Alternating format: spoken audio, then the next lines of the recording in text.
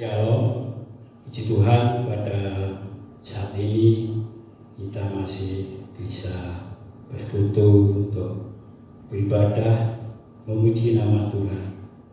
Meskipun saat ini kita masih disarankan untuk beribadah di rumah masing-masing, biarlah semua ini tidak mengurangi iman kita untuk selalu dekat dengan Tuhan. Kita bersyukur karena kemurahan Tuhan kita ada saat ini, karena kebaikan Tuhan, janji-janjinya terjadi dalam hidup kita. Mari kita sembah dan puji Dia.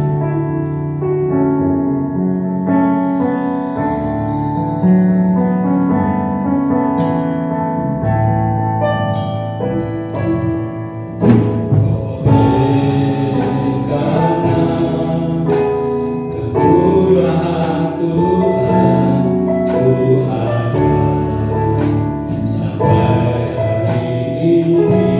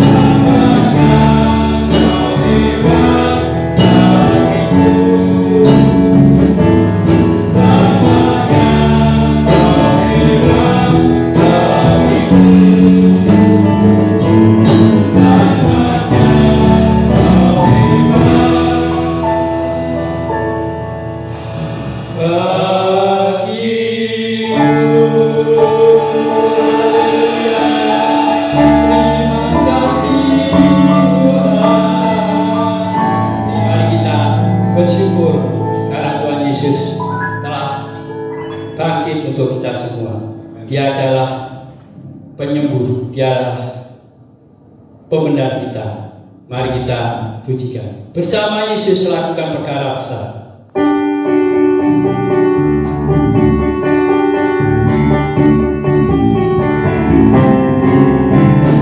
Yesus lakukan perkara besar. Bersama Yesus tidak ada yang suka. Bersama Yesus ada jalan keluar. Untuk masalahku, untuk masalahmu, untuk masalah kita semua. Yesus anak Allah, juru selamat Tuhan manusia. Yesus Nabi yang ajaib, Dia menyembuhkan, Dia menyembuhkan, Dia mengubuskan jalan-jalan neraka. Bersama Yesus lakukan perkara besar. Bersama Yesus tidak ada yang suka. Bersama Yesus ada jalan keluar. Untuk masalahku, untuk masalahmu, untuk masalah kita semua. Yesus anak Allah, juru selamat Tuhan manusia. Yesus Nabi yang ajaib, Dia menyembuhkan, Dia menyembuhkan, Dia mengubuskan jalan-jalan neraka.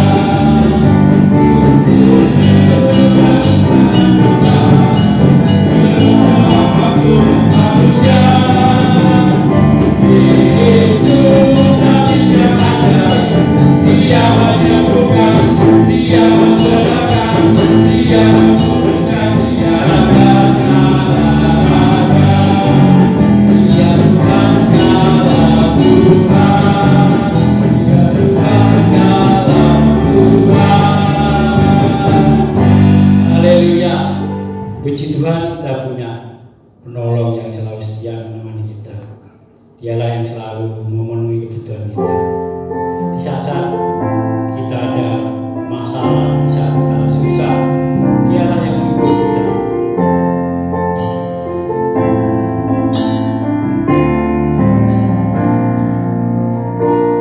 Penolong yang selalu setia, memenuhi keperluanku.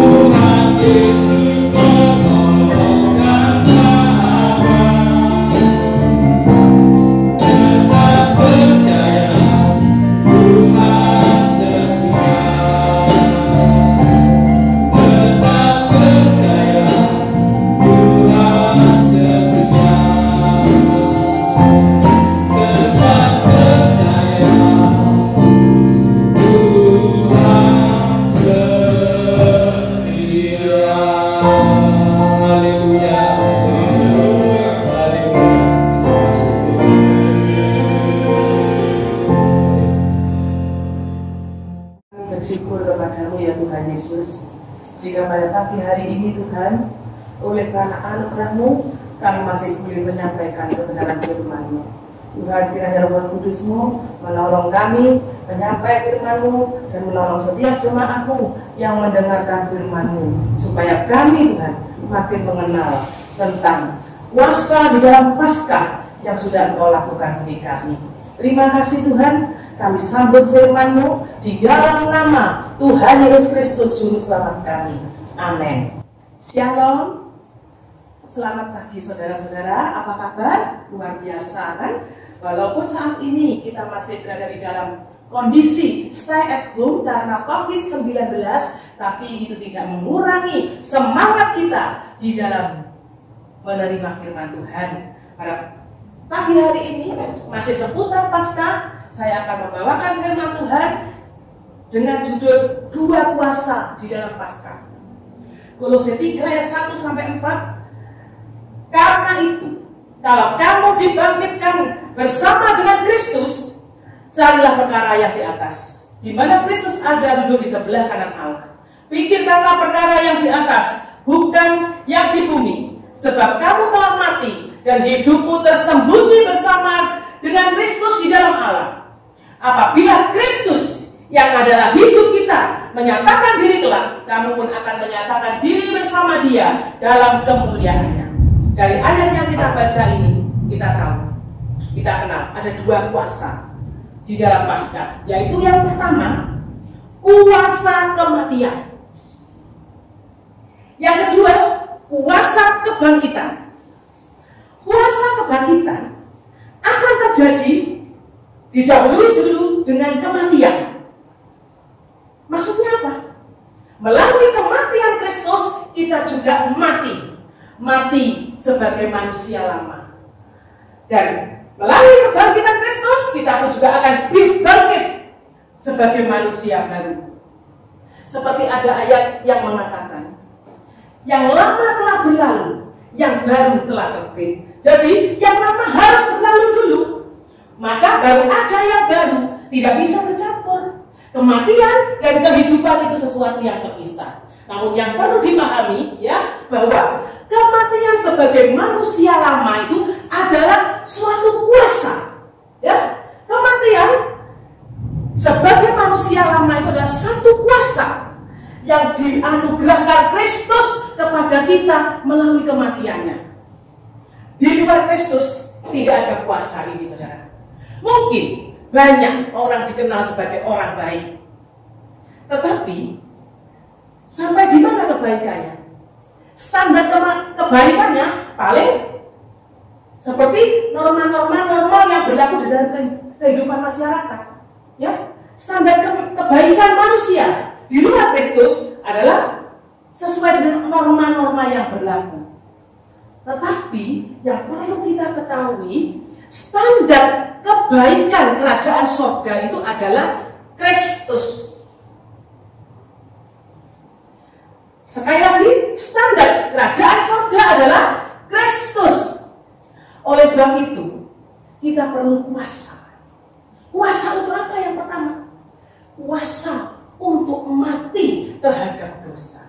Dan ini, mati terhadap dosa ini bisa kita miliki kalau kita ada di dalam Kristus. Ya, kematian Kristus ini menghasilkan manusia baru di dalam diri kita. Ya, seperti di dalam Ibrani 12 ayat 14b mengatakan, supaya oleh kematiannya ia memusnahkan dia, yaitu iblis yang berkuasa atas maut. Ya, lebih jauh lagi, di dalam kuasa kematian itu apa yang dimatikan? Ini tidak ada di dunia, saya lagi. Sebab ini berbicara bukan hal-hal yang lahiriah, bukan. Tapi ini berbicara tentang lebih daripada manusia dalam ini. Bukan membicarakan tentang orang yang tampaknya baik, orang yang tampaknya lemah lembut, bukan itu. Tapi ini berbicara tentang ya apa yang ada di dalam diri kita. Ya, apa yang perlu dimatikan? Kuasa kematian terhadap apa? Kolose 5 dan seterusnya menjelaskan. Karena itu matikanlah dalam dirimu. Ini memang kelihatannya perintah, tapi tanpa kuasa Kristus tidak mudah orang dapat melaksanakan perintah ini, ya. Karena itu matikanlah di dalam dirimu segala sesuatu yang duniawi. Apa yang duniawi itu? Percabulan. Saudara, orang bisa tampaknya baik di luar, tetapi bisa pikirannya cabul, bisa pikirannya gerambian, memikirkan hal-hal yang lain. Apalagi dengan pengaruh dunia medsos seperti saat ini. Nah kan, saudara perlu tahu, firman Tuhan katakan ini harus dimatikan. Percabulan, dalam percabulan ini berbicara masalah dalam, ya. Matikanlah dalam dirimu percabulan, kenajisan, hawa nafsu. Siapa orang yang tahu hawa nafsu, saudara? Siapa orang yang tahu nafsu jahat yang ada di dalam diri kita? Tidak ada yang tahu. Tetapi Tuhan tahu. Orang bisa baik, tetapi di dalam dirinya banyak terkandung nafsu-nafsu jahat. Makanya kan banyak berita menghebohkan. Loh, kelihatannya baik loh, orangnya kalem, orangnya begini, begitu. Loh, tapi kok membunuh? Loh, kelihatannya baik loh, orangnya kelihatan jujur. Loh, tapi kok menipu? Nah, kematian, kuasa kematian yang dianugerahkan Kristus ini sekali lagi berbicara tentang karakter manusia batinnya, ya. Yaitu apa lagi? Nafsu jahat, keserakahan, penyembahan berhala. Semuanya itu, ya, yang ada di dalam manusia itu mendatangkan murka Allah. Kalau murka Allah datang, berarti apa tempatnya? Neraka. Dahulu kamu juga melakukan hal-hal itu ketika kamu hidup di dalamnya. Tetapi sekarang buanglah semuanya ini. Apa ini? Marah, geram, kejahatan, fitnah, dan kata-kata kotor yang keluar dari mulutmu. Saudara, seringkali loh, walaupun kita ini sudah diperbarui dalam Kristus, tapi hal-hal ini seringkali hidup lagi, seringkali muncul lagi. Oleh sebab itu firman Tuhan selalu mengingatkan. Melalui Paskah ini firman Tuhan mengingatkan kita kembali. Buang itu. Matikan itu. Ada kuasa di dalam saya, di dalam saudara untuk membuang itu. Jangan menghidupkan lagi. Jangan menghidupkan hal-hal yang mendatangkan murka Allah lagi. Dan apa tadi? Buang marah, geram, kejahatan, fitnah, dan kata-kata kotor yang keluar dari mulutmu. Jangan lagi kamu saling mendustai, karena kamu telah menanggalkan manusia lama serta kelakuannya. Kuasa kematian, saudara, bekerja satu paket dengan kuasa kebangkitan.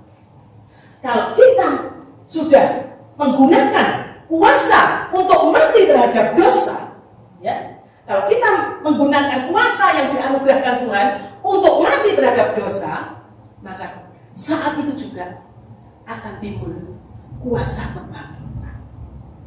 Kuasa kebangkitan. Seperti yang 2 Korintus 5 ayat 17 mengatakan, jadi siapa yang ada di dalam Kristus, ia adalah ciptaan baru.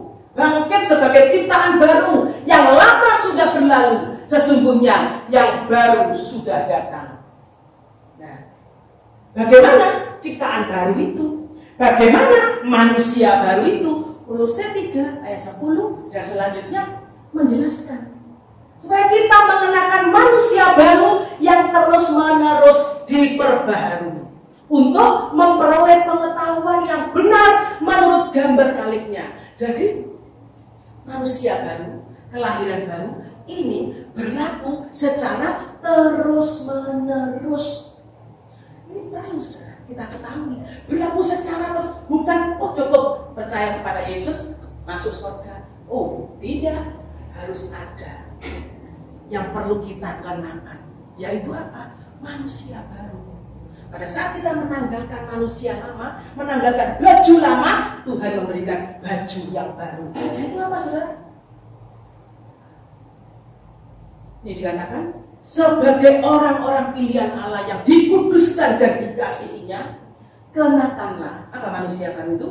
Yaitu manusia yang memiliki belas kasihan, kemurahan. Saat kita membuang percabulan, kenajisan, keserakahan, maka kita bangkit menjadi manusia yang penuh dengan belas kasihan. Dulu serakah, sekarang menjadi murah hati. Dulu tangannya genggam, sekarang menjadi terbuka. Ya, kenakanlah belas kasihan. Nah, ini sudah disediakan Tuhan. Kita tidak perlu, kita tinggal mengenakan. Banyak orang Kristen sudah diberi baju baru, suka mengenakan baju yang lama. Padahal baju barunya ditaruh di mana? Dicentangkan. Senang rasa dengan baju yang lama. Padahal baju yang lama itu mendatangkan murka Allah. Oleh sebab itu, firman Tuhan ingatkan kepada kita, pakailah, kenakanlah baju yang baru ini, manusia yang baru ini, yaitu apa? Belas kasihan, kemurahan, kerendahan hati, kelemah lembutan, dan kesabaran. Nah, sabar itu memang sulit, tetapi Tuhan Yesus Kristus memberikan kita kekuatan itu sehingga kita dapat sabar menanggung segala sesuatu. Ya.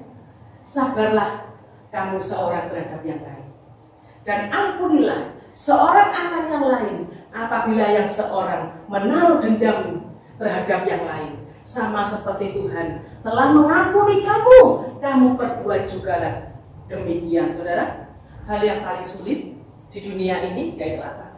Sabar dan mengampuni. Tetapi satu hal yang kita harus tahu, Tuhan sudah memberikan kuasa itu. Kuasa. Tuhan sudah memberikan pakaian baru kepada kita. Yaitu apa? Tadi kasih sebagai pengikat yang mempersatukan dan menyempurnakan. Pada saat kita mengenakan itu, kesabaran, pengampunan, kerendahan hati, maka terus diproses terus, maka ada kasih. Kalau itu sudah terus bekerja di dalam hati kita, di dalam kehidupan kita, maka akan timbul yang namanya damai sejahtera Kristus memerintah hati kita. Ya, saudara, damai sejahtera ini sungguh-sungguh sesuatu yang langka di dunia ini.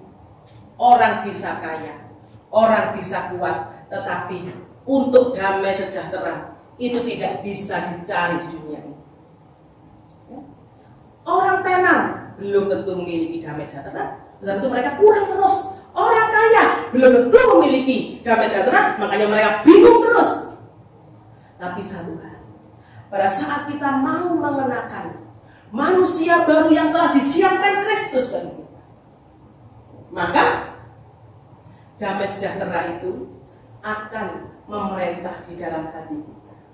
Bagaimana supaya hal ini terjadi? Ayat 16 menjelaskan, hendaklah perkataan Kristus, apa perkataan firman Tuhan, diam dengan segala kekayaannya di antara kamu. Ya. Jadi supaya kita dapat hidup bertumbuh sebagai manusia baru yang telah seperti gambarnya, seperti Kristus, maka yang pertama kita harus meletakkan perkataan Kristus itu di dalam hati kita.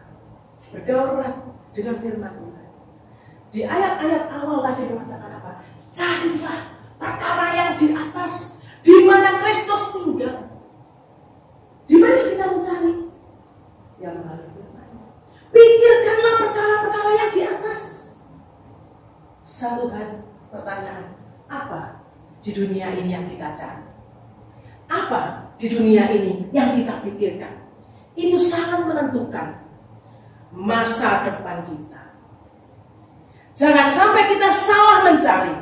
Jangan sampai kita salah berpikir. Matius 6 ayat 33 mengatakan, carilah dahulu kerajaan surga dan kebenarannya, maka semuanya itu, ditambahkan kepadamu. Hidup jangan terbalik. Jangan kita cari dunia, kemudian Tuhan, baru Tuhan. Carilah kuasa yang Tuhan siapkan. Apa saudara? Gunakan kuasa kematian terhadap dosa. Dan kita hidup di dalam kuasa kebangkitannya. Ya, supaya apa? Kita menjadi manusia-manusia baru di dalam Tuhan. Semakin kita serupa dengan gambarnya, memang harus melalui proses. Maka saudara, kuasa-kuasa Kristus yang lain akan dianugerahkan kepada kita. Kita akan memiliki kemampuan-kemampuan yang lain. Yaitu apa? Kita bisa memiliki kemampuan mengajar. Kita bisa memiliki kemampuan menasehati orang lain. Tapi bukan hanya menasehati saja, kita memberikan contoh.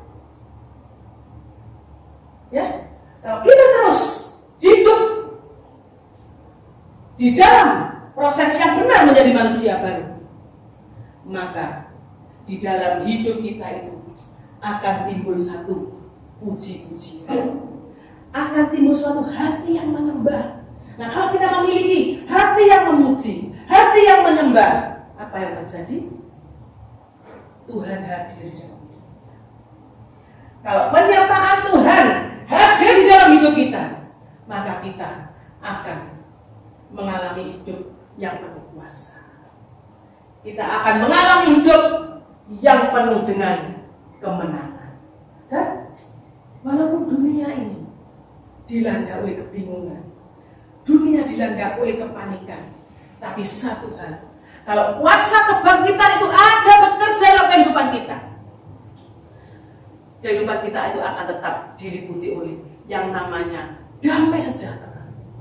Kita memiliki hati yang menyembah, dan kita juga tidak lepas memiliki hati yang bersyukur kepada Tuhan. Tahu tidak saudara? Ucapan syukur itu akan mengubah. Ada kuasa. Jadi di dalam kuasa kematian, kuasa kebangkitan itu akan diikuti oleh kuasa-kuasa lain. Ada kuasa pujian, ada kuasa ucapan syukur. Kuasa pujian mendatangkan hadirat Tuhan. Kuasa ucapan syukur akan mengubah hal-hal yang tidak baik menjadi baik. Tuhan Yesus memberkati. Mari kita berdoa. Terima kasih Tuhan Yesus atas apa yang Engkau lakukan di dalam kehidupan kami. Melalui kematian dan kebangkitan-Mu, kami tahu Tuhan, Engkau telah mengaruniakan kuasa di dalam diri kami. Sehingga kami memiliki satu kuasa untuk mati terhadap dosa, bebas terhadap dosa. Dan kami memiliki kuasa untuk bangkit menjadi manusia-manusia baru. Manusia-manusia Kristus yang memperkenan hati Bapa. Terima kasih Tuhan.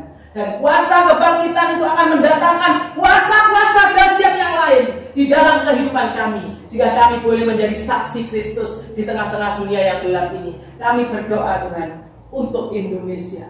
Saat ini cukup untuk dunia pada umumnya yang saat ini dilanda suatu pandemi. Tapi Tuhan, kami percaya di dalam kondisi apapun, kami percaya Tuhan, kuasa-Mu tetap bekerja untuk mendatangkan kebaikan bagi kami, untuk mendatangkan kuasa kebangkitan bagi kami. Sehingga melalui COVID-19 ini, kami Tuhan diajar untuk mengenal Engkau lebih dalam lagi. Kami hidup di dalam kuasa-Mu Tuhan. Kiranya Engkau tolong Tuhan Indonesia. Engkau tolong Tuhan pasien-pasien yang saat ini sedang menderita sakit. Kiranya kuasa kesembuhan-Mu menjamah mereka. Dan untuk orang-orang masyarakat, khususnya umat-Mu Tuhan, kiranya Tuhan melindungi, Tuhan menjaga, jauhkan dari segala mara bahaya, jauhkan dari segala penyakit yang mematikan Tuhan. Biarlah Tuhan, kami hidup untuk hormat kemuliaan nama-Mu. Terima kasih Bapa. Ini Tuhan Yesus, tumpangkan tangan-Mu yang ajaib buat anak-anak, saudara-saudara. Terimalah berkat dan rahmat dari Allah Bapa, kasih dan anugerah dari Tuhan Yesus Kristus, persekutuan Roh Kudus, kuasa kebangkitan menyertai kita sekalian pagi hari ini sampai selama-lamanya. Doa berkat kami alaskan di dalam nama Tuhan Yesus Kristus, Juru Selamat kami yang hidup dan berkuasa. Amin.